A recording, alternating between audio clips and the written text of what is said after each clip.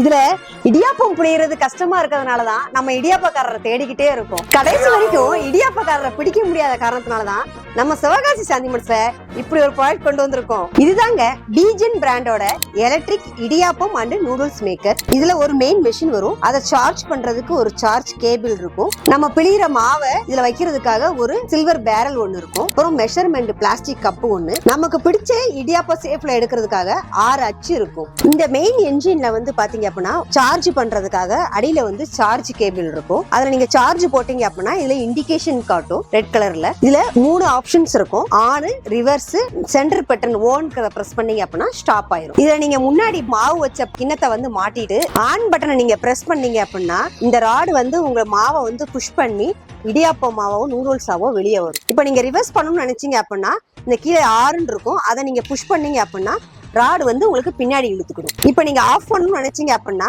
ஐடியலா இப்படி ஆஃப் பண்ணீங்க அப்படின்னா உங்களுக்கு வந்து அப்படியே ஸ்டாப் ஆயிரும்.